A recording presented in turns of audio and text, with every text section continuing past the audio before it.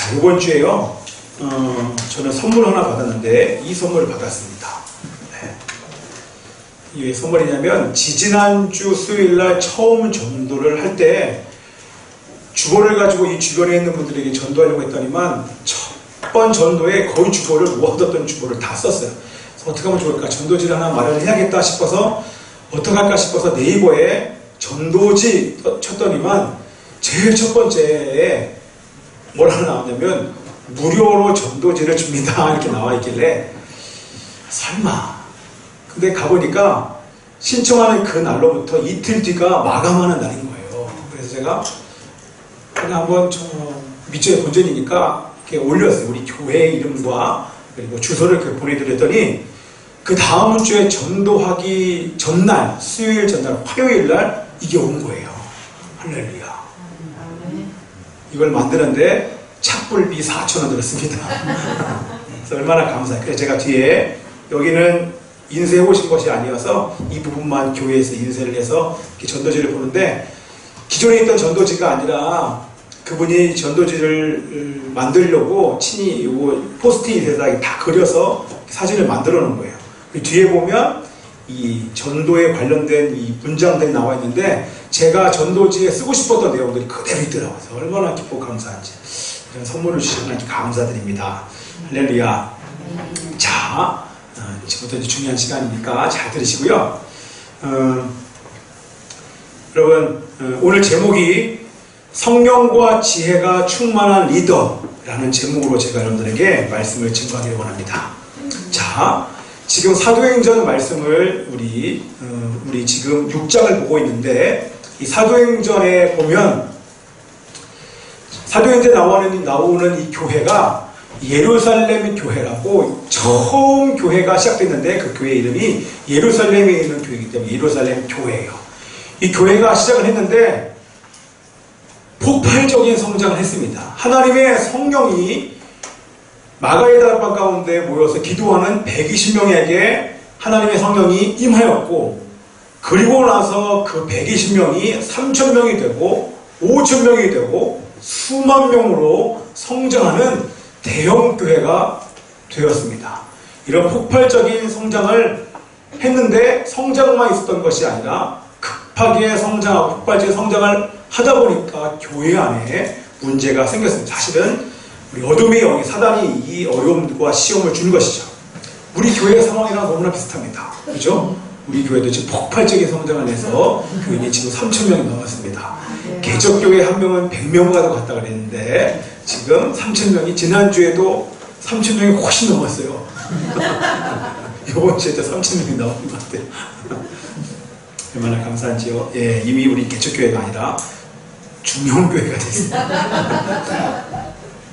여러분 잘 아시는 것처럼 이 예루살렘 초대교회가 이 폭발적인 성장을 한 것은 우연이 아니라 자연스럽게 성장을 하지 않고 성장에는 이 시련이 있었습니다. 내적인 시련과 외적인 시련이 있었잖아요. 외적인 시련이 두 번 있었는데 그게 뭐죠? 최고 종교 지도자인 사내들인 공회원들이 이 제자들을, 사도들을 핍박하기 시작했습니다. 그게 지난주까지 두 번의 시련이 있었고 또 한 번의 시련은 초대교회 창립 멤버였던 아나니아와 삽비라가 거짓말을 하다가 그 자리에서 바로 죽어버리는 사건이 있었습니다. 예.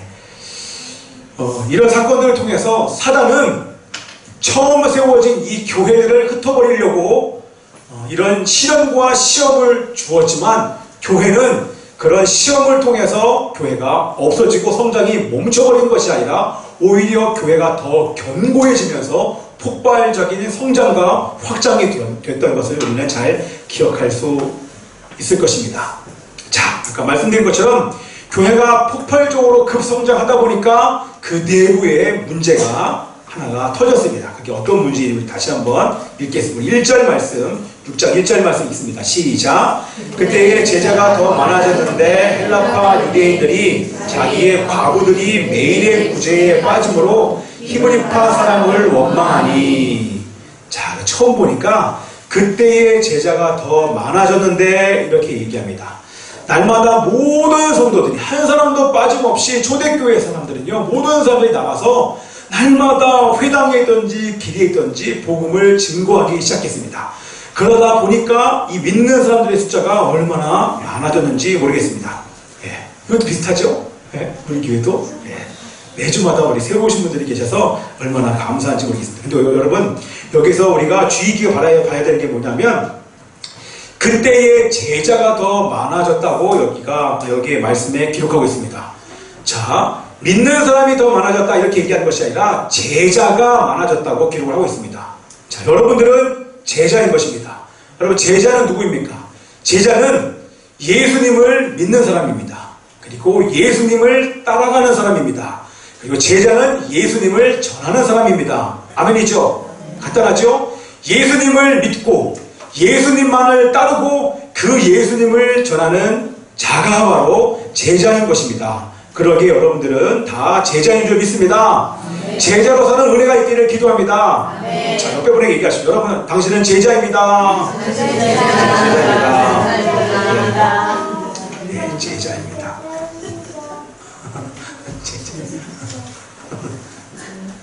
자, 그래서 제가 말씀을 오늘 아침에 이렇게 쭉 보다가 갑자기 어떤 마음이 드냐면, 원래는 이렇게 흘러가려고 했던 게 아닌데, 제자가 되려면 여러분 예수님을 믿어야 되고 또 예수님을 따라야 되고 예수님을 전해야 되는데, 그러려면 일단 예수님을 만나야 될 거 아닙니까? 할렐루야. 다시 또 오늘 우리 매주마다 이렇게 영적 기도해서 참 좋은 것 같아요. 자, 지금 이 시간은 우리 여기 있는 대부분의 분들도 있겠지만, 우리 특별히 우리 수빈이와 상우와 우리 이름 까먹었어요? 정명수. 야, 대단합니다, 여러분들. 예, 그리고 전두환, 우리 이 네 분. 예, 이름 멋있죠?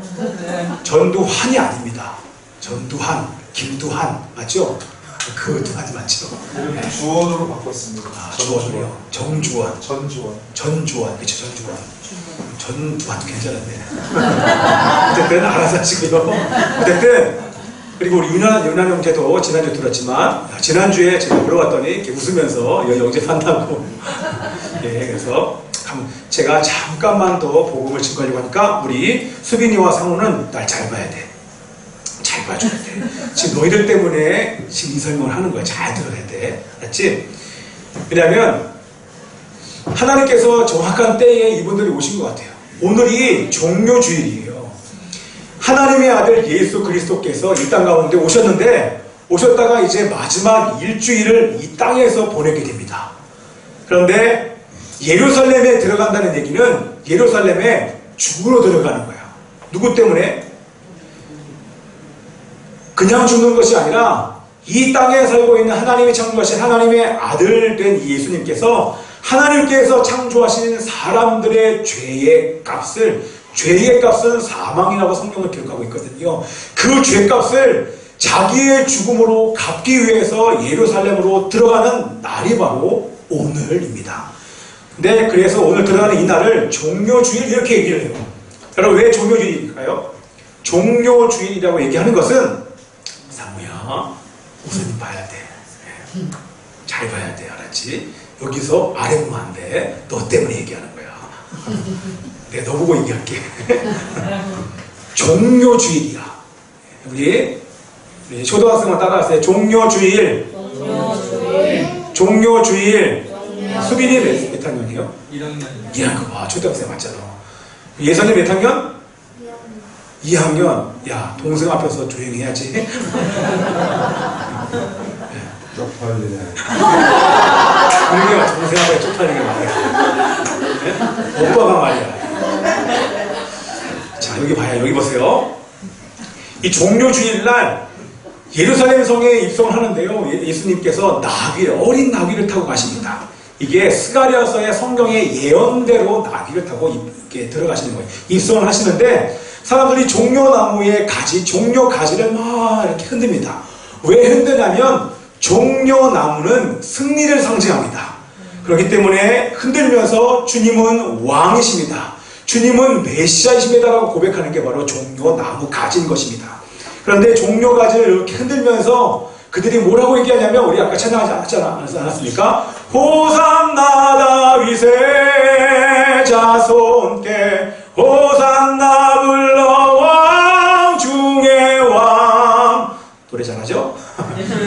호산나 이렇게 외치는데 호산나의 뜻이 뭐냐면 나가 바로 지금입니다. 호산 지금. 그 호산은 뭡니까? 이게 호시나 호쉐야 아니면 예슈아 다 같은 말이에요. 뭐냐면 구원이라는 뜻입니다. 그러면 호산나의 뜻이 뭡니까?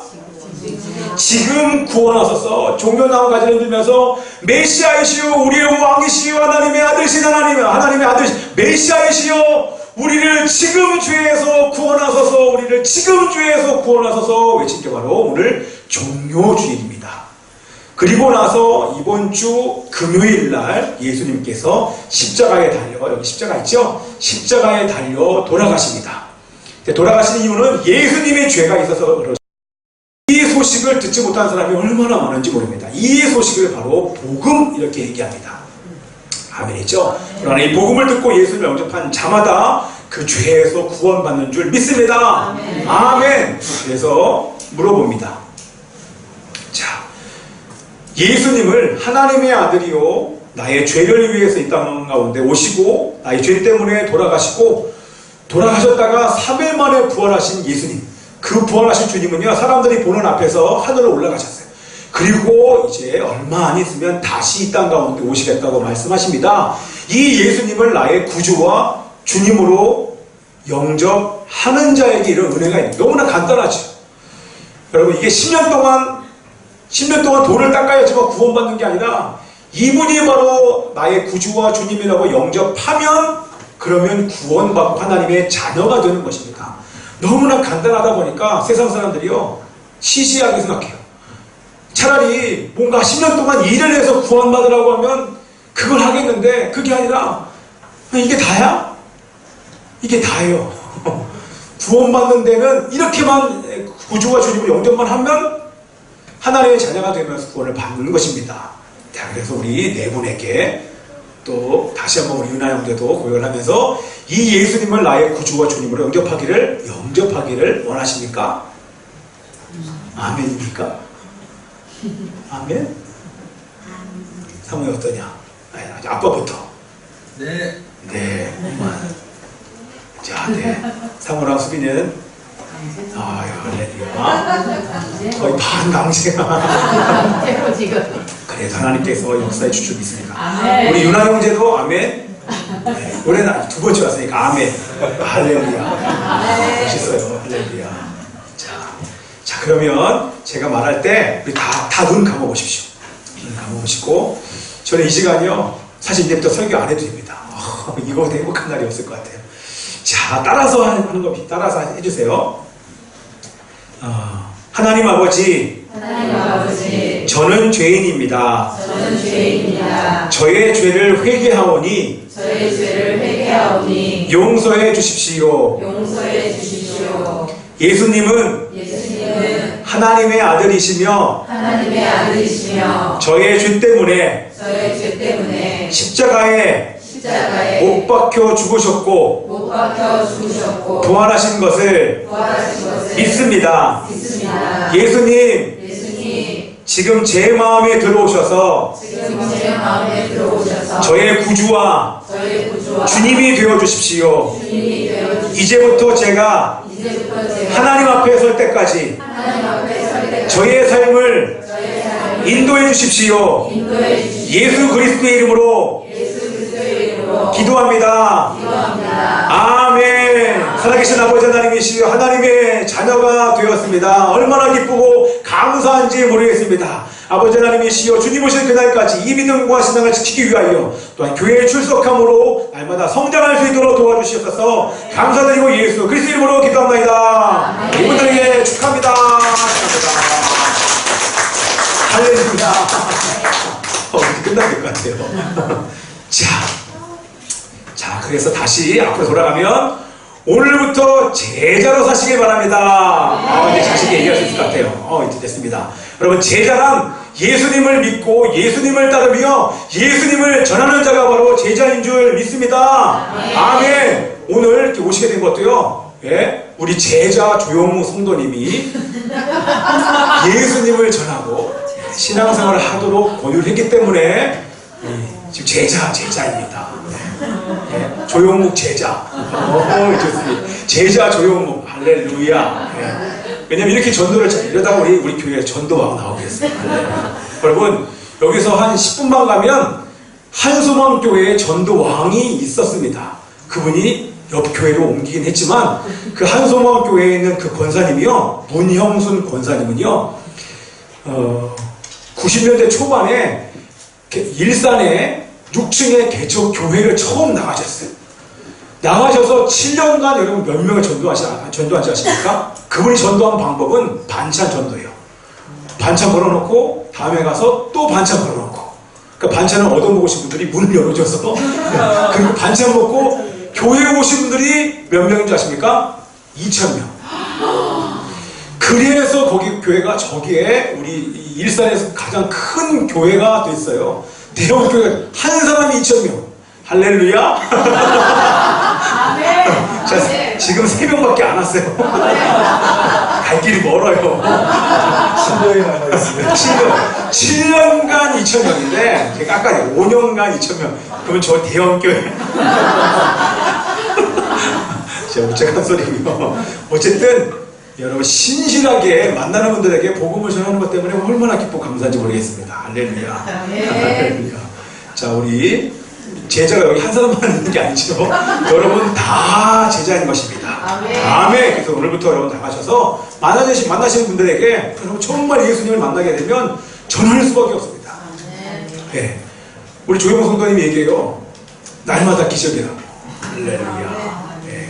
나중에 기적을 간증할 수 있는 날이 조만간에 오게 될 줄 믿습니다. 언제요? 내년에 임직 예배할 때. 오늘 그런 얘기가 나와서 제가 말씀드리는 것입니다.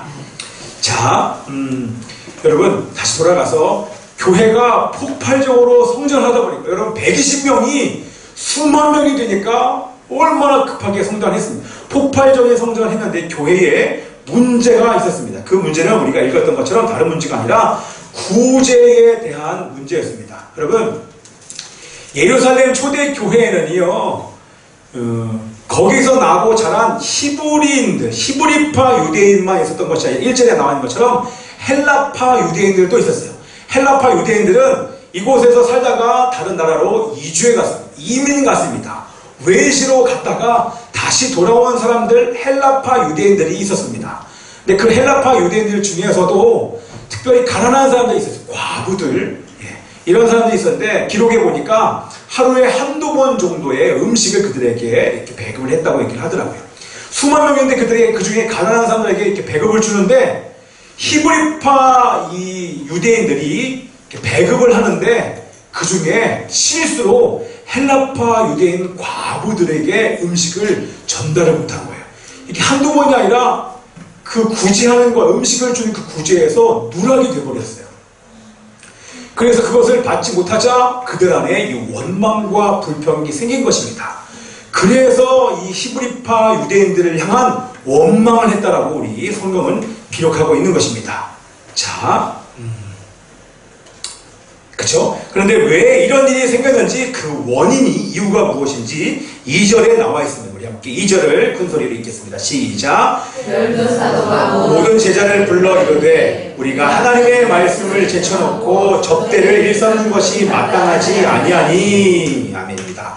구제에 문제가 생긴 이유가 무엇입니까? 히브리파 유대인들이 일부러 그런 것이 아니라고 성경은 기록하고 있습니다. 왜냐하면요, 여러분들, 초대교회 사람들은요, 자기가 지금 땅을 가지고 있거나 그리고 건물이 있으면 이것을 다 팔았어요. 왜냐하면 지금 식사값으로 나가는 돈들이 수만 명 있다 보니까 정말 돈이 많이 필요했거든요. 그래서 건물과 땅을 팔아서 사도들의 발 앞에 두고 사도들은 이 돈을 받아다가 음식으로 다 그 필요한 것들로 구제 헌금으로 다 사람들에게 나누어 줬습니다. 그런데 오늘 그런 아름다운 공동체인데 그런 사람들이 일부러 그 사람들에게 이 구제를 일부러 빠뜨린 게 아닙니다. 일부러 빠뜨린 것이 아니라 실수 그들이 누락된 것입니다. 그 이유가 뭐냐면 바로 오늘 나온 것처럼 사도들의 실수입니다. 12사도들의 실수예요. 왜 그렇습니까?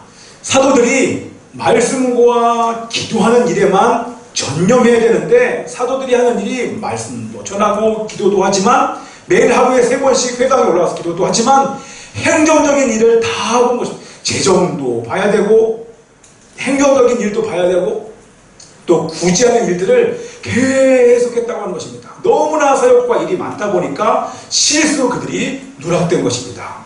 똑같이 우리 교회 사역이 상황이나 할렐루야. 오늘 이런 설교가 있어서 얼마나 감사한지 모르겠습니다. 할렐루야. 자, 오늘 이 본문 말씀을 이해하라고 이번 주에요. 제가 얼마나 바빴는지 모릅니다. 창립 이후로 우리 교회가 설립된 이후로 너무 바빴어요. 매일 새벽마다 우리 이 새벽 설교가 있었지 않습니까? 새벽 기도회가 있었습니다.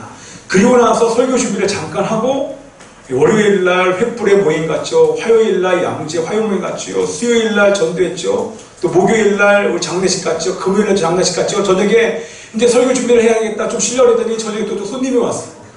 외부 손님이 와서 그분이 안 가요. 11시에 갔어요. 저 그 다음날 새벽에 며칠 동안 제가 잠을 2~3시간밖에 못 잤거든요. 그럼 집에 가면 제가 가만히 있어요. 우리 소중히 봐야 될 거 아닙니까? 그래서 제가 살짝 마음이 살짝 이번 주 토요일 날 새벽 기도를 끝나고 나서 여기 딱 앉았는데 너무 몸이 피곤한 거예요. 그러니까 마음이 살짝 어려워지는 거 하면서 하나님 말투가 다르죠? 하나님 그러다가 기도를 하는데 우리 하나님 정말 놀랍죠? 하나님의 은혜가 임하는 거예요. 그래서 조금 이따 제가 말씀드릴게요. 마음이 확 풀어졌어요. 얼마나 감사했는지. 그랬더니 이번에 사실 제가 운전하고 갔었어야 됐거든요. 장례식장에 저 서대문 쪽에 있는 장례장에 첫날은 제가 운전해서 하나님께 저를 위로하시고 두 번째 날은요 우리 은채 집사님이 운전해. 그 얼마나 감사하단지. 예, 돌아올 때까지도. 그리고 이번 주 토요일에는 여태까지 교회 청소한 이래로 제일 많은 사람이 어저께 와서 7명이 같이 청소했어요. 이렇게 저를 또 위로해 주시더라고요. 예? 앞으로 나오란 소리예요.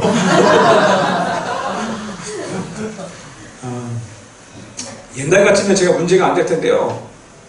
네, 5학년이 되다 보니까. 네. 그래서 목회를 지원해줄 사람과 동역자가 사실은 절실해지는 시간이었는데 이번 주 본문을 제가 본문도 못 봤어요. 다시 딱 읽어보니까 똑같더라고요. 야, 우리 하나님 정말 어떻게 이렇게가. 그래서 알게 됐어요. 이 본문 말씀을 잘 이해하도록 하나님께서 일부러 이런 일들을 허락하셨던 것 같습니다. 자, 여러분 바빠지면 문제가 생기는데 여러분 바빠지면 사람에게 소홀하게 됩니다. 여러분들 아빠가 바빠지면요 가정을 소홀히 합니다. 가정에는 아내 그리고 자녀들을 소홀히 할 수밖에 없어요. 이것도 할 얘기가 많죠. 예전에 제가 선교단체 있을 때 소홀히 했습니다. 예, 신학교 예준이가 태어나고 나서 3년 동안 제가 신학교 다녔어요. 그러니까 신학교만 다닐 게 아니라 기숙사 생활을 했어요. 제가 사모님께 여쭤봤죠. 여보, 기숙사에 있어도 될까? 흔히 허락을 해줘서 제가 3년 내내 예준이가 태어나자마자 기숙사 생활을 했어요. 그전에는 제가 그러면 가정생활 잘했냐? 가정생활은 잘했는데 집에 들어가지 않는 날이 훨씬 많았어요. 일부러 그런 것이 아니라 제가 공동체 담당을 하면서 월화수목은 저희 포천에서 공동체 생활을 했어요. 그리고 토요일 날은 돌아와서 선교단체 토요훈련을 또 진행을 했고 주일날은 또 교회 사역을 했고 월요일 되면 학교 갔고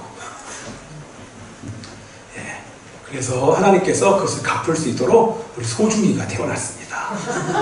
할렐루야. 자,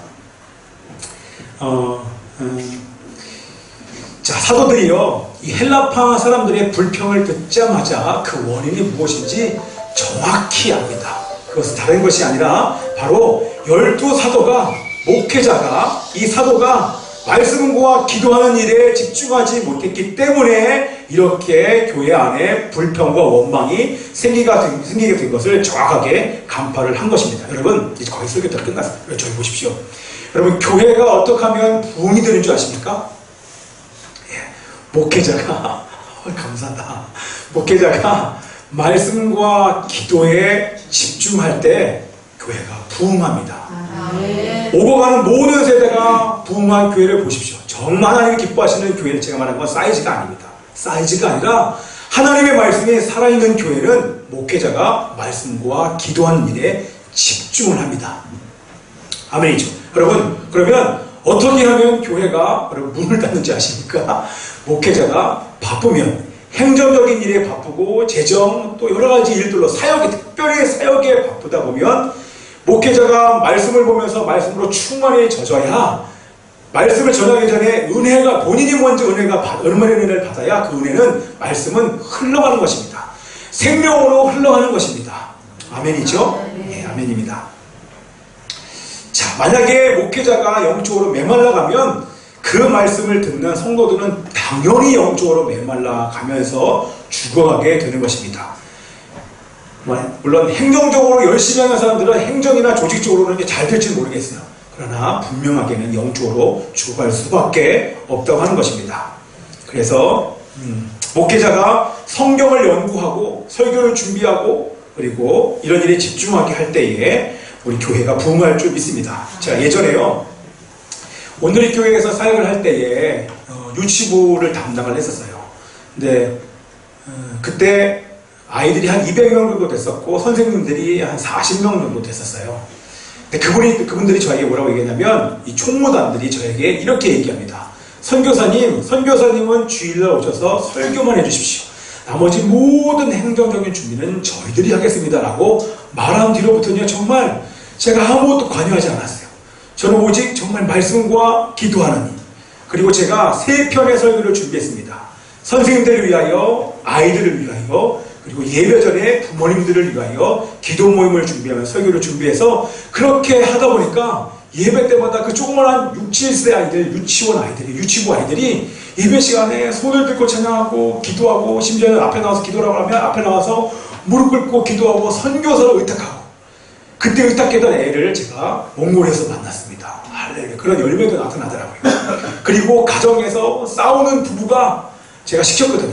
얘들아, 너희들 집에 가면 엄마 아빠가 싸우지. 자, 오늘 엄마 아빠가 싸운 사람 흔들어봐. 뒤에 엄마 아빠가 이제 앉아있거든요. 제가 일부러 불러봐요. 엄마 아빠가 싸운 사람 흔들어봐. 그러면 저요. 엄마 아빠 뒤에 있는데 그러면 엄마 아빠는 고개 푹 숙입니다. 야, 그런 사람도 앞에 나와서 우리 엄마 아빠가 싸우지 않도록 기도하면 그러면 제일 싸게 나와요. 달려가서 무릎 꿇고 울면서 막 기도를 해요. 그리고 너희들 엄마 아빠가 싸우면 엄마 아빠가 싸우는 그 중간에 들어가서 무릎 꿇고 기도해라. 근데 얘들이 시킨 대로 하는 거예요. 엄마 아빠가 싸우면 아무 말 하지 않고 실제 그 가운데 가가지고 무릎 꿇고 기도하는 거예요. 그러면 싸움이 되겠습니까? 내가 기도하는데. 그러다 보니까 엄마 아빠들이 뒤에 와서 같이 예배를 드리는 거예요. 그리고 제가 기도 모임을 만들어서 예배 전에 한 30분 전에 우리 엄마 아빠가 먼저 기도합시다. 그랬더니 그 엄마 아빠들이 와서 그 모임은 훨씬 더 은혜가 많았어요. 거기서 엄마 아빠들이 애를 놓고 제가 정말 사랑으로 키우지 못했습니다. 주님이 기뻐하지 않는 삶을 살아 그렇게 막 울면서 기도했더니 아이들 예배가 얼마나 풍성했는지 모릅니다. 그래서 외국에서 손님들이 교회 탐방을 오면 오늘의 교회 탐방을 오면 유치부 예배를 탐방 오면 뒤에 어른들이 이렇게 쭉 앉아요. 심지어는 어떤 어른은요 본 예배를 안 가요. 어린이 예배가 재밌다고 한 달에 한 번씩 드라마 예배를 드리거든요. 2년부터 하니까 본다. 그러시면 안 됩니다. 저걸 잘립니다. 여러분 가셔야 됩니다. 그런 정도의 은혜가 많았는데 그 이유가 함께 있었던 총무단들이 선교사님은 마음껏 기도하십시오. 집회 다니십시오. 저희가 다 준비하겠습니다. 그분들을 지금도 만나고 있어요. 그 교사들이요. 얼마나 기쁘고 감사한지 모르겠습니다.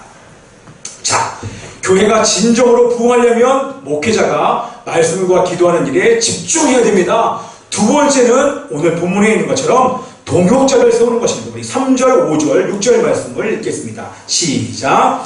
형제들아, 너희 가운데에서 성령과 지혜가 충만하여 칭찬받는 사람 7을 택하라. 우리가 이 일을 그들에게 맡기고 온 무리가 이 말을 기뻐하여 믿음과 성령에 충만한 사람 스데반과 또 빌립과 브로고로와 니가노르와 디몬과 바메나와 유대교에 입교했던 안디옥 사람 니골라를 택하여 이거 몇 절이죠?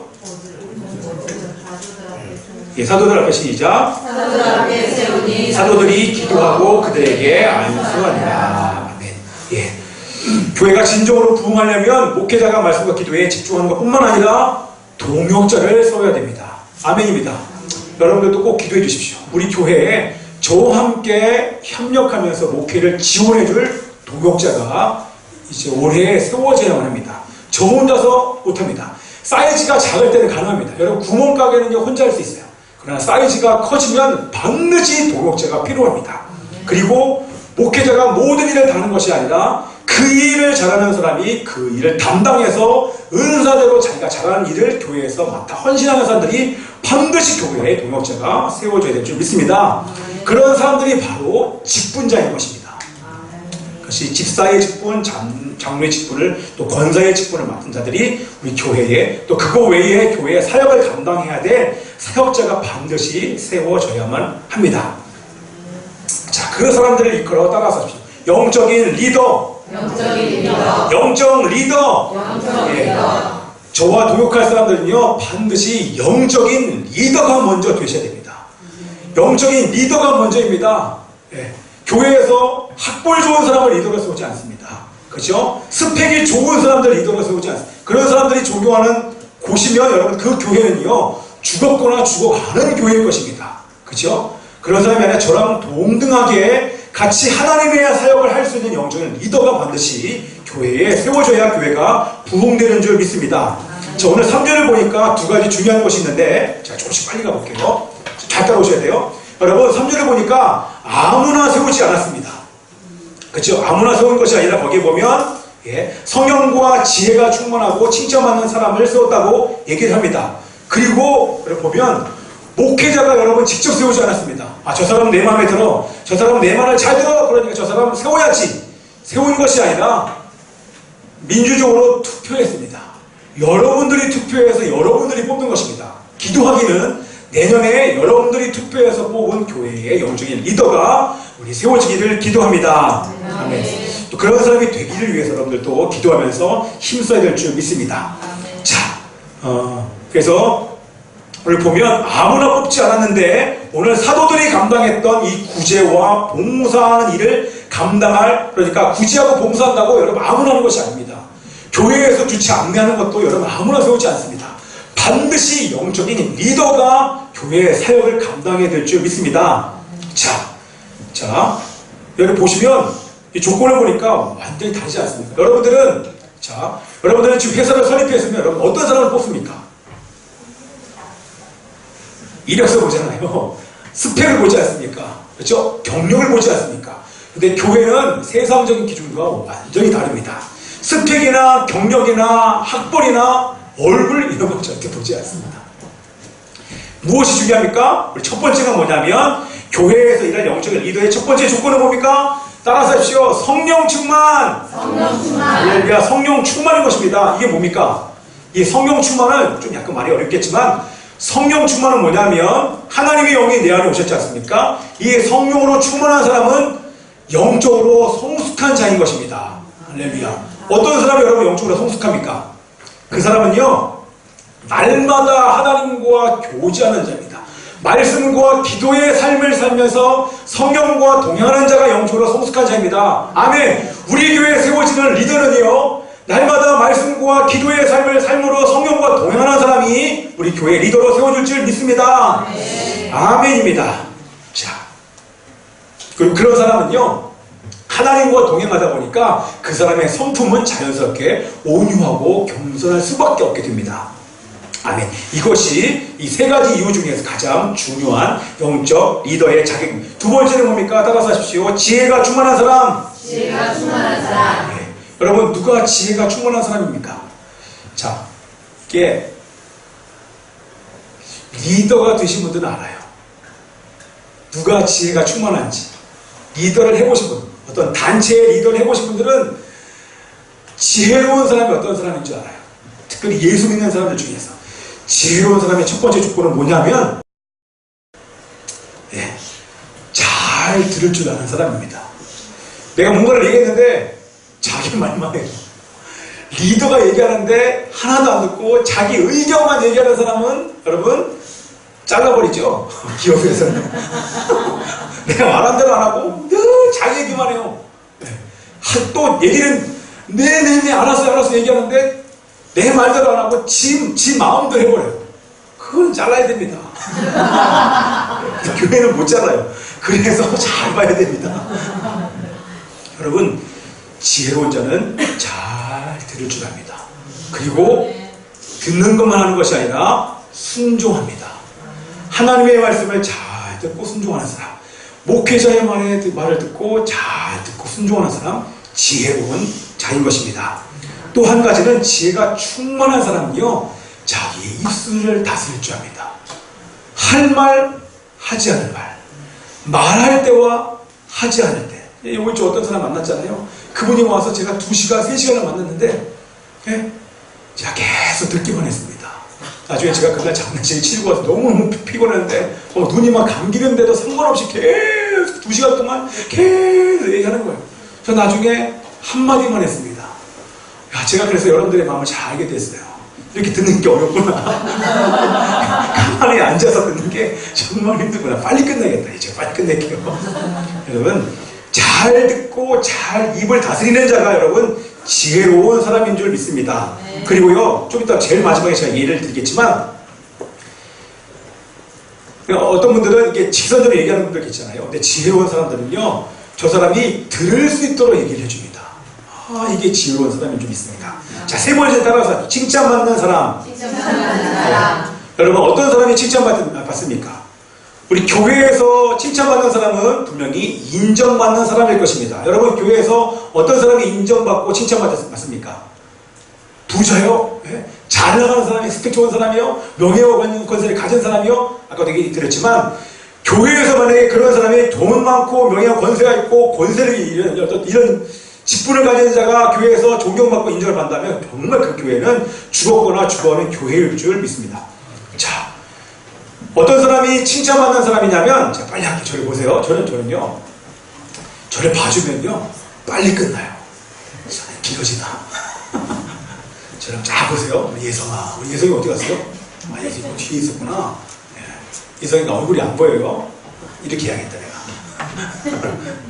여러분, 교회에서 칭찬받는 사람은 바로 맡겨진 직분을 소중히 여기는 사람입니다. 아멘. 여러분에게 준 그 집사 직분들 있지 않습니까? 여러분 그것을 소중히 여기는 사람. 내가 영적인 리더구나. 자, 제가 이번 토요일날 어떤 은혜가 있었냐면 여기 앉아서 기도를 하는데요. 좀 쉬고 싶은 거예요.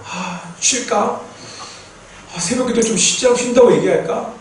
이런 마음이 어려워지고 몸이 힘드니까 이런저런 마음이 막 올라오는 그때 어떤 마음이 쑥게 들어오냐면 하나님이 그 마음을 주신 것이죠. 갑자기 어떤 게 깨달아지냐면 내가 우리 가정을 이끄는 가장이지 이게 갑자기 머릿속에 생각이 드는 거예요. 그러다가 내가 일산 열방교회를 또 이끌고 있는 목자지. 그렇구나. 내가 이 세상에 있는 사람들을 영적으로 인도해야 될 왕과 제사장이지. 나 정말 소중한 사람이, 나 정말 중요한 사람이구나. 그것이 막 깨달아지면서 몸이 찌릿찌릿한 거예요. 그러더니 지금 들었던 힘들어, 어려워, 피곤해 그런 모든 마음이 일순간에 쫙 사라지면서 다시 기도할 마음이 생긴 것입니다. 그래서 그 순간 여러분의 다 이름을 불렀죠. 하나님 아버지 우리 유난히 위해서 기도합니다. 우리 정문을 위해서 기도합니다. 여러분 이름 제가 계속 기도합니다. 윤성식 집사님 위해서 기도합니다. 우리 성현 유아치를 위해서 기도합니다. 이번 주는 우리 전도한 우리 형제를 위해서 기도합니다. 다 이름을 왜요? 제가 받은 이 은혜와 이 하나님의 마음을 전달하면서 빛을 비춰야 되지. 나는 이 어두운 시대에 빛을 비춰야 되는 정말 중요한 사람인 것이 깨달아지면서 기도할 마음이 생긴다는 말입니다. 아멘입니다. 똑같습니다. 여러분들에게 맡겨준 그 모든 직분은요 그냥 주는 것이 아니라 여러분들을 하나님께서 영적인 리더로 세우는 것입니다. 그 직분을 잘 감당할 때 교회에서 칭찬받을 줄 믿습니다. 아멘. 자, 직분을 가진 자들은, 직분을 가진 영적 리더는 영적 리더다워야 됩니다. 예수님의 모습이 보여야 됩니다. 온유와 겸손이 보여야 됩니다. 그렇지 않을 때 세상 사람들은 교회를 향해서, 교인들 향해서 욕하죠. 그렇죠? 우리는 이렇게 직분을 소중히 여길 때 욕을 먹는 것이 아니라 우리 사도행전에 나와 있는 사람처럼 칭찬을 받을 줄 믿습니다. 아멘. 이 칭찬받는 사람은요, 교회에서 특별히요, 자신을 드러내지 않는 사람입니다. 교회에서 문제가 많이 생기는 이유 중에 하나가요, 직분을 받았는데 마치 이것이 권세를 가진 것처럼 교회에서 군림하시는 분들이 큰 교회 가다 보면 간혹가다 보이는데요, 그것이 아닙니다. 직분을 가진 자들은 섬기는 자인 줄 믿습니다. 아멘. 그래서 예수님께서 친히 오셔서 여기에다가 수건을 두르시고 무릎을 꿇고 우리 제자들의 발을 씻기면서 바로 이렇게 섬기는 것이 사랑이야 라고 친히 보여주신 줄 믿습니다. 아멘. 자, 이런 자격을 가진 7명의 영적인 리더가 여러분 뽑혔습니다. 나와 있죠? 우리 5절 보면 7명의, 우리 여기 집사라고 나오지 않았죠? 그냥 7명이 세워졌습니다. 영적인 리더가 뽑히자 사도들은요, 그들에게 안수합니다. 자, 우리 공식적으로 여러분들 우리는 안수 안 했지 않습니까? 그냥 임직 임명 예배를 드리지 않았습니까? 내년 우리 1월 달에 우리 임직 예배 드릴 때는요, 여러분들이 뽑고 또 제가 안수한 그런 영적인 리더가 내년에는 세워질 줄 믿습니다. 자, 안수하여 공식적으로 리더를 세웁니다. 그리고 교회 공동체 전체 리더로 공포를 하는 것입니다. 자, 뽑힌 7명의 영적 리더가 사도들이 해야 될 그런 행정이나 재정이나 구제하는 일에 신경 쓰지 않고 말씀과 기도로 섬기는 일에 전념하게 한 결과, 우리 맨 마지막에 말씀 보면 7절 보십시오. 7절 말씀이 있습니다. 부흥이 왔습니다. 우리 7절 말씀이 있습니다. 시작. 하나님의 말씀이 점점 왕성하여 예루살렘에 있는 제자의 수가 더 심히 많아지고 허다한 제사장의 무리도 이 도에 복종하니라. 아멘. 박해 주시고요. 예. 자, 여러분, 말씀의 부흥이 왔습니다. 사도들이 말씀과 기도에 집중하고 사도들이 감당했던 구제와 봉사하는 일들을 담당할 직분자 영적 리더가 세워져서 그들이 이 일을 맡아버리자 교회에 온 것은 이제는 하나님의 놀라운 부흥이 왔는데 하나님의 말씀이 점점 왕성하여 점점 왕성해지고 제자의 수가, 믿는 자의 숫자가 점점 많아집니다. 얼마나 감사한지 모르겠습니다. 예. 그리고 이 말씀의 부흥이가 여기 한 번으로 끝나는 것이 아니라 나중에 제가 말씀드리겠지만 사도행전에 5번이나 이렇게 위임한 결과, 직분자를 세우고 동역자를 세운 결과 사도행전에 5번이나 하나님의 부흥이 있었다고 사도행전은 기록을 하고 있습니다. 이걸 보면서 제가 하나님께 기도했습니다. 하나님, 부럽습니다. 하나님 정말 부럽습니다. 네. 그리고 우리 교회도 이런 일이 있으면 좋겠습니다 라고 제가 기도를 했습니다. 네. 제가 말씀과 기도에 집중할 수 있도록, 그리고 행정과 구제와 또 어떤 영적인 어떤 행정적인 재정 이런 일들을 맡을 사람이 사실 정말 필요해요. 그래서 기도하길 그런 사람들이 세워질 줄 있습니다. 제가 한 가지 얘기를 드리고 이제 예배를 마치겠습니다. 저를 보시고요. 지난번에 한번 제가 말씀을 드린 것 같은데 광주에 있는 베샬롬 교회, 베샬롬 교회가 어떤 분이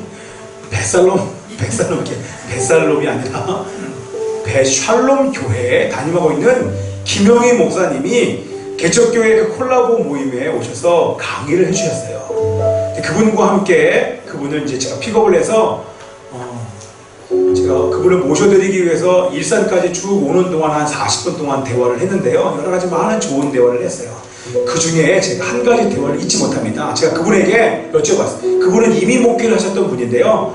한국에 청빙대에 오셔서 광주의 베샬롬 교회를 담임하고 계신 지가 4년이 되셨어요. 제가 그분에게 여쭤봤습니다. 제가 의도를 하고 여쭤봤죠. 목사님 4년 동안 목회하시면서 어려운 일은 없으셨습니까? 라고 물어봤어요. 그랬더니 제가 잘못 들은 줄 알았어요. 보통 이렇게 물어보면 어려운 일이 없긴요. 있지요. 그럼 제가 어떤 일이 어려우십니까? 라고 물어보면서 대화를 이어나가려고 했는데 그분이 하시는 말씀이 없습니까? 물어봤는데 하시는 말씀이 없습니다. 네? 하고 제가 물어봤어요. 왜 없지? 그럴 리가 없는데 제 선입관이 있으니까. 근데 그분이 없다는 거예요. 아니 교회에 어려운 일이 없습니까? 물어봤더니 없으시대요. 그러시면서 하신 말씀이 왜냐하면 우리 교회는 경건한 어른이 두 분이 계십니다. 그분이 누구냐면 장로님들이에요. 두 분의 장로님이 있는데 그분이 강의하러 많이 다니시는데 목사님 나가시면 교회를 돌보는 거예요. 그리고 모든 예배 다 참석하시고 그리고 매일 새벽 기도회마다 기도하러 오셔서 형식적으로 나오는 것이 아니라 정말로 기도하시는 분인지를 모든 교인들이 다 아시는 거예요. 그리고 한 번은 이렇게 얘기를 했다고 하더라고요. 여름에 더운 여름날 목사님이 어떤 일로 넘어지셔서 이 다리가 부러지셨는지 기부스를 했어요. 기부스를 했는데 장로님이 어느 날 오셔서 이렇게 얘기를 하더랍니다. 목사님, 우리 성도들에게 물어봤더니 성도들이 하는 말이 이렇게 얘기합니다. 여름에 날씨가 너무너무 더워서 열대야 때문에 밤에 잠을 못 잡니다. 그러니까 목사님, 이 더위가 좀 진행할 때까지 우리 새벽 기도를 좀 쉬면 안 될까요? 여러분 느끼십니까? 멋있지 않습니까? 목사님, 아프시니까 좀 이렇게 얘기한 게 아니라 목사님이 어려워하지 않도록 새벽 기도를 쉬어야 되는데 아프니까 쉬십시오 이게 아니라 성도들이 지금 열대 때문에 잠을 못 자서 더우니까 성도들이 쉬자고 얘기합니다. 그러니까 쉬면 어떨까요? 라고 이렇게 지혜롭게 얘기를 하신 거예요. 제가 그 얘기를 들으면서 얼마나 참 멋있는 동역자를 뒀다 그런 마음이 들더라고요. 그러나 그 중에 한 장로님이 이렇게 얘기하십니다. 이렇게 얘기하셨대요. 목사님, 제가 꿈이 하나가 있습니다. 그 꿈이 무엇인지 아십니까? 뭔지 아십니까? 그랬더니 목사님 뭐냐고 그랬더니 목사님, 저는요 목사님의 비서가 되는 게 꿈이에요. 지금까지 이 두 분 장로님이 교회를 신경 쓰지 않도록 그분들이 다 진행을 한다는 것입니다. 행정적인 진행까지도. 그런데 그분의 꿈은 목사님 비서가 되는 거예요. 그러니까 마음껏 뭐든지 다 말씀만 하시면 제가 다 해드릴게요. 그런 말을 비서가 되고 싶다 그런 얘기를 했다고 하더라고요. 제가 그걸 들으면서 그 전에 계셨던 목사님이요 큰 교회로 얼마 떨어지지 않은 그 큰 교회로 청빙돼서 가시는 바람에 교회가 담임 목사가 공석이 됐던 거예요. 거기에 오신 분인데 이분이 오신 다음에 이분들을 보면서 이렇게 행복한 교회를 보면서 왜 저분은 저기 교회로 가셨을까? 그 교회는 지금 알지만 거지 분열된 교회인데 그 분열된 교회로 가버리신 그 전에 계셨던 담임 목사님이 이해가 안 가는 거예요. 이렇게 좋은 교회를. 그러면서 마지막에 하셨던 얘기가 목사님, 제가 목회하기가 정말 행복합니다. 그렇게 얘기를 하시더라고요. 제가 그 얘기를 들으면서 얼마나 기쁘고 감사했는지 몰랐었습니다. 저도 기도하고 있습니다. 이 중에서 누가 될지 모르겠지만 그렇게 목회할 때 얼마나 여러분 신나는지 모릅니다. 그것은 동역하는 것입니다. 이 일이 마저 틀려 그 문제가 아니라 정말 하나님의 나라와 잃어버린 영혼들이 교회에 오는 것, 그것만을 위해서 모든 사람이 목회자와 함께 직분자들과 함께 연합해서 함께만 갈 수 있다고 하면 그보다 신나는 일이 없을 줄 믿습니다. 그런 영적인 성령과 지혜가 충만한 영적인 리더가 되시기를 축복합니다. 우리 함께 기도하시겠습니다. 살아계신 아버지 하나님이시여, 오늘 이 말씀을 주셔서 정말 감사드립니다. 하나님, 우리 교회도 말씀에 부흥이 올 수 있도록 도와주시옵소서. 하나님, 진정한 말씀에 부흥이 올 수 있도록 도와주시옵시고 저에게 주신 그 말씀이 우리 성도들에게 전달될 수 있도록 도와주시옵소서. 뿐만 아니라 아버지, 이 말씀을 들은 자들마다 아버지 잘 양육받고 성장하여 지혜와 성령이 충만한 사람들에게 존경받고 인정받는 자들로 성장할 수 있도록 주님 역사하시고 함께하여 주시옵소서. 주께 감사드리며 예수 그리스도 이름으로 기도합나이다.